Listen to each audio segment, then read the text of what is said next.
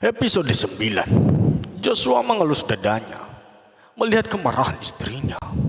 Kalau dia bicara soal Jenny, ujung-ujungnya pasti bertengkar dengan Yolanda. Sementara Jennifer sudah keluar dengan mengendarai motor kesukaannya menuju ke Sentul. Dasar anak tidak tahu diuntung. Jam segini masih kelayapan. Ayahnya juga masih membela dia. Harus diberi pelajaran. Yang bagaimana lagi anak sial itu? Keluh Yolanda. Iya Ma, padahal tadi pagi kami sudah menghempaskan ban motornya menyebar paku di jalan. Tapi kok dia tidak dikeluarkan dari sekolah ya? Jawab Jessica. Bocah itu kan punya 1001 cara mengatasi masalahnya. Imbuh Jessica. Ma, kita harus bisa membuat bocah itu dikeluarkan dari rumah ini. Kalau kita mau hidup nyaman. Dan tidak ditimpa sial, bisik Jessica. Tapi bagaimana caranya? Tanya Yolanda. Itu yang masih kita pikirkan, Ma. Dan kita harus terus membuat dia tidak betah di rumah. Imbuh Jessica. Mereka berbincang di ruang keluarga sambil membicarakan rencana untuk menyingkirkan Jennifer. Sementara Jenny masih ngebut di jalan. Sepeda motornya melaju dengan kecepatan tinggi menuju bengkel. Mengganti motor putih yang akan menjadi taruhan di malam ini. Motor itu menyelinap sebuah mobil Ferrari warna silver. Sial, bocah siapa itu? Wih, kita harus salib juga tuh motor. Main nyelonong saja, sarkas Ronald. Alex dan Ronald yang akan pergi ke klub merasa tertantang oleh tingkah motor putih yang menyelinap mobil mereka. Oke, kita susul motor song itu, ucap Alex. Alex segera tancap gas menyusul motor tersebut. Sementara Jenny yang merasa diikuti, dia malah mempermainkan mereka. Dia mengambil jalan pintas, mengambil jalan sepi supaya mereka bebas bertanding. Mobil dan motor itu terus melaju dengan gesit menuju ke Sentul. Bos sepertinya mau bawa motor itu menuju ke Sentul, kata Ronald. Alex masih fokus ke jalan yang dilaluinya. Dan benar motor Jennifer memasuki sirkuit tersebut. Di sana sudah banyak anak-anak yang menunggu kedatangannya. Jenny langsung bergabung ke arena. Roy juga segera mengisi bahan bakar motor tersebut. Bos mereka mau balapan, sepertinya, ucap Ronald. Iya, itu kan geng motor serigala. Apa dia mau balapan dengan geng tersebut? Lihat yuk, penasaran gue, kata Alex. Alex segera mengambil masker dan jaketnya. Mereka bergabung dengan jajaran penonton. Bagaimana bro? Lu harus serahkan motor ini ke gue kalau lu kalah. Dan kalau lu yang menang, gue kasih 300 juta. Kata Ramon, pemimpin geng serigala. Oke, deal, jawab Jenny. Kali ini Jenny akan menghadapi Ramon langsung. Ramon penasaran dengan sosok pembalap baru. Rekomendasi dari bengkel JJ Variasi.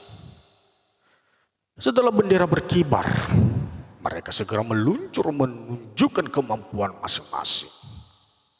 Alex juga memperhatikan dengan seksama pertandingan mendebarkan itu. Dan sungguh penasaran dengan pembalap bermotor putih tersebut. Selama 30 menit pertandingan, langsung sengit dan dalam waktu selisih 2 detik akhirnya Jenny berhasil memenangkan pertandingan. Ramon membanting helmnya kasar. Dia merasa marah karena baru kali ini dia dikalahkan dengan pembalap yang tidak diketahui identitasnya. Oke, gue mengaku kalah. Tapi lu harus buka helm lu kalau mau 300 jutanya, kata Ramon dengan kesal. Dia juga penasaran dengan si pembalap misterius itu. Jenny tersenyum miring dan melepaskan helmnya hati-hati. Ramon dan penonton lainnya yang merasa penasaran. menahan nafas mereka dan tegang menyaksikan adegan yang seolah seperti replay film itu. Begitu helm terbuka, mata Ramon melotot tajam. Demikian juga dengan yang lain. Ditambah dengan Alex. Bos, itu kan cewek yang tadi sore nyanyi di kafe tadi. Gila banget tuh cewek. Keren banget, puji Ronald. Alex masih terdiam membisu, masih tidak percaya dengan penglihatannya. Kalau bocah labil yang tadi pagi dia tolong, dan tadi sore juga dengan berani mengajaknya duet di Cafe Star. Ramon juga menelan Slavinanya dengan kasar. Dia tidak habis pikir dikalahkan dengan seorang gadis kecil bau kencur. Loh, lu cewek? Heran Ramon. Shit, bagaimana mungkin seorang Ramon ketua geng serigala bisa dikalahkan gadis ingusan seperti ini? Ramon meninju darah, merasa kesal dan malu atas apa yang terjadi malam itu. Oke, malam ini gue mengaku kalah. Tapi jangan lu berharap lu bisa menang pertandingan nanti, ucap Ramon kesal. Dia mengkode anak buahnya untuk menyerahkan taruhannya. Sementara dia langsung pergi dari arena tanpa berkata sepatah kata pun. Anak buah Ramon mendatangi Jenny dan menyerahkan amplop berisi uang 300 juta tunai. Dia dan anggota gengnya juga segera pergi menyusul ketua mereka. Jenny mengambil satu ikat uang itu dan sisanya dia serahkan pada Roy. Nih, uang ini untuk kebutuhan anak-anak. Kalian harus bisa mengelolanya dengan baik, kata Jennifer pada Roy. Siap bos. Ditambah dengan uang taruhan, ini sudah cukup untuk 2 bulan lebih, jawab Roy. Bagus, besok gue baru bisa ke markas. Katakan mereka harus tetap semangat, ucap Jenny. Thanks bos. Jenny memakai helmnya kembali dan segera cabut dari sirkuit. Bos, gila tuh cewek. Dia berhasil mengalahkan Ramon si raja jalanan. Sudah cantik keren lagi. Recommended bos, kata Ronald, tapi Alex malah memukul kepalanya. Oh, kok dipukul si bos, kata Ronald sambil mengusap kepalanya. Cewek itu bikin ribet. Balik yuk, ajak Alex. Bukannya kita mau ke klub? Yang lain pasti sudah menunggu, ucap Ronald. Pulang saja, mood gue sudah hilang, ketus Alex. Bilang saja kalau bos kesal tidak bisa mengejar motor cewek tadi, goda Ronald. Mau gue potong gaji lo, dengus Alex. Ogah, ayolah, mana tugas dari bos belum kelar lagi. Lu yang nyetir, capek gue. Mana ada bos menjadi sopir asistennya, ucap Alex. Dia melempar kunci mobilnya ke Ronald dan segera duduk di kursi penumpang. Ronald dengan sigap segera mengambil alih kemudi, menyetir Ferrari Silver itu pulang ke mansion Alexander. Sementara Jenny mengendap-endap melewati samping kamarnya. Dia segera menyelinap masuk ke kamarnya sendiri lewat jendela kamar seluas 3x4 tersebut. Merebahkan dirinya di kasur yang tidak besar, hanya cukup untuk dirinya. Tidak ada perabotan mewah ataupun barang mewah. Hanya kasur, almari, meja, kamar mandi pun hanya sederhana. Hampir mirip kamar pembantu. Beda dengan Jessica dan Jesslyn. Kamarnya sangat luas. Tempat tidur empuk dan luas. Kamar mandi yang mewah dilengkapi dengan walk-in closet di dalam kamar mandi. Oh iya, gue harus balas itu, si rubah betina. Enak saja mau membuat gue dikeluarkan dari sekolah, gumam Jenny. Jenny bangkit dari kasurnya, mengambil sesuatu di almari, baju bagian bawah. Sebuah kotak rahasia, isinya robot tangan, terbuat dari karet sintesis, dilengkapi dengan sensor dan kamera. Robot itu hanya akan melaksanakan perintah dari Jennifer. Episode 10. Jenny mengaktifkan robot tangannya.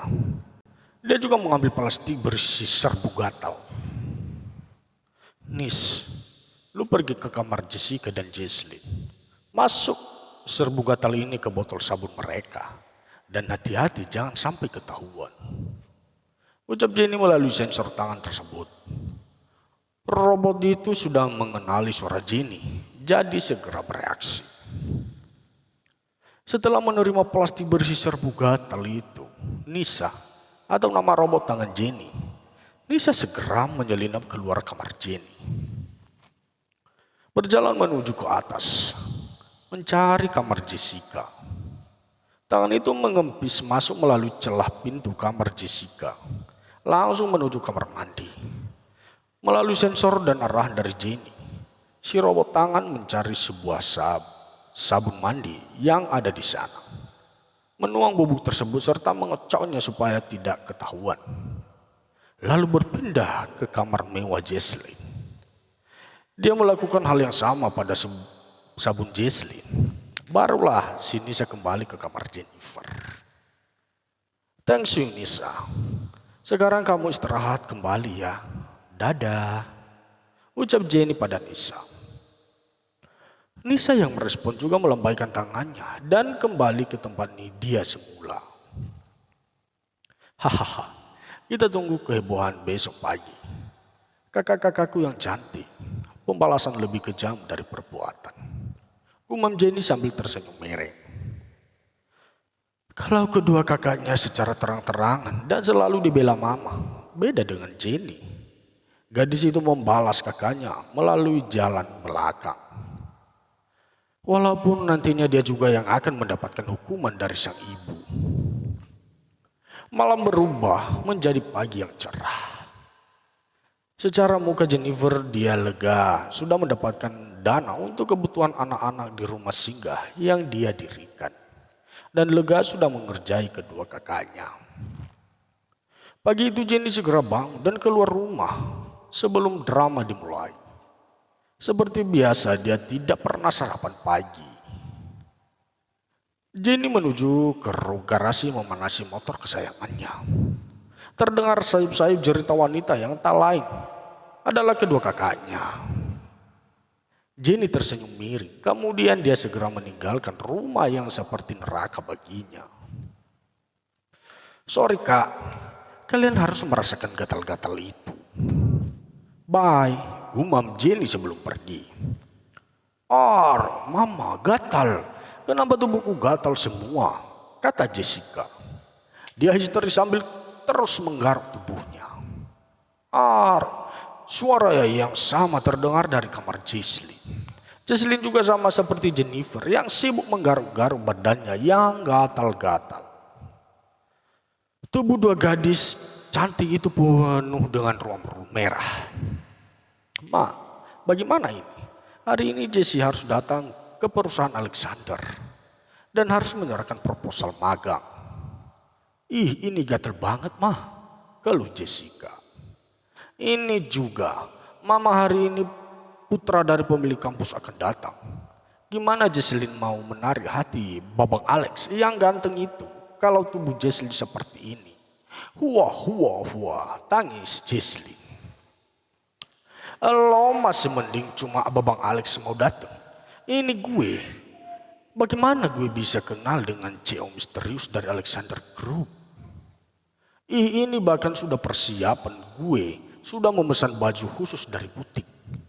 Khusus untuk bertemu dengan Mr. Daniel. Keluh Jessica. Aduh gatel banget mah. Keluh kedua gadis kesayangan Yolanda. Ayo kita ke dokter. Dan jangan digaruk terus bisa infeksi nanti. Terutama kamu Jessica. Bisa-bisa Mr. Daniel Ilfil duluan melihat bercak merah seperti ini. Geli Yolanda. Tapi gatel mah, bagaimana Jessica bisa magang di perusahaan itu kalau hari ini tidak mengumpulkan proposal? Ucap Jessica kesal. Tenangkan, kan ada om kamu yang bekerja di sana. Nanti Om Raka yang akan mengirim proposalnya ke sana. Hibur Mama Yola. Mama curiga tidak kalau semua ini adalah ulah bocah sial itu, kata Jesslyn tiba-tiba. Iya Ma, coba Mama pikir bagaimana kita tiba-tiba gatal-gatal. Bahkan kamar kita sangat bersih, debu saja tidak ada yang menempel sedikit pun. Jessica mengompori sementara getangannya yang masih sibuk dengan kegiatan menggaruk tersebut. Sekarang kita ke dokter dulu. Baru nanti kita membicarakan bagaimana cara menghukum anak sial itu. Sebelum kulit kalian lebih merah lagi. Bisa-bisa infeksi dan jelek bekasnya. Ucap Yolanda sambil bergidi-geli.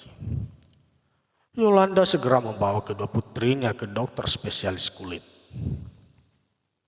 Pak, Mama mau mengantar Jessie dan Jesslyn ke dokter. Lihat, karena ulah anak sialan itu, anak kita jadi seperti ini, kata Yola pada suaminya dengan nada ketus. Sementara kedua gadis itu sudah memakai jaket supaya kulitnya tidak terus kegaruk-garuk. Yolanda juga meminta Josh untuk menyerahkan proposal Jessica ke Adam yang bekerja di apartemen tenaga kerja di Alexander Group. Sementara si Biang Kerok sudah sampai di sekolah dengan aman.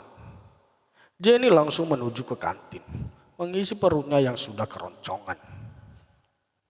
Gadis itu memesan nasi goreng dengan taburan udang kripsi di atasnya. Sedang asik-asiknya makan, datanglah Rihan, si ketua OSIS gantung yang jadi most wanted SMU Garuda. Hai J, sendirian saja. Mana twins? Tanya Rehan. Jenny hanya mengangkat kedua bahunya, tanda tidak tahu, sambil terus menikmati sarapan lezatnya. Kemarin lu keren banget, bisa membungkam mulut kepala sekolah dan putrinya, puji Rehan. Oh, biasa aja tuh, jawab Jenny singkat. Dia cuek menanggapi pujian dari Rehan. Mungkin kalau itu cewek lain, pasti sudah salting dan kegeeran. Besok akan ada festival pasar kelas.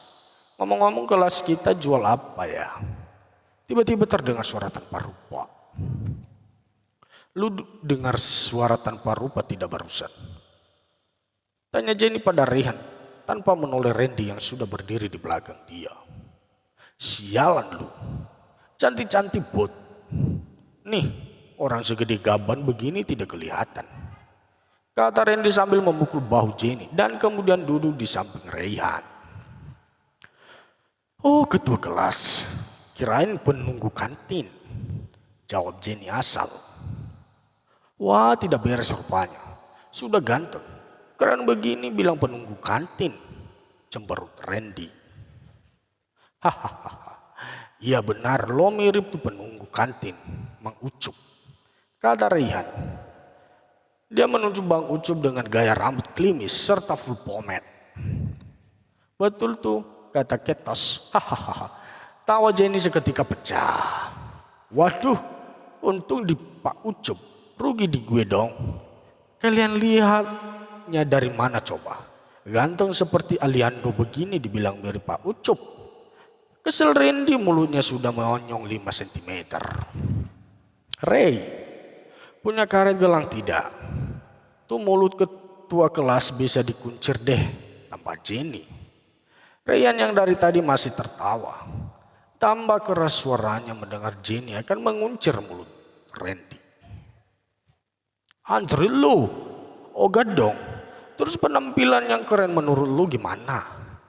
Lu kan teman Dina tuh, kata Randy belum menyerah juga.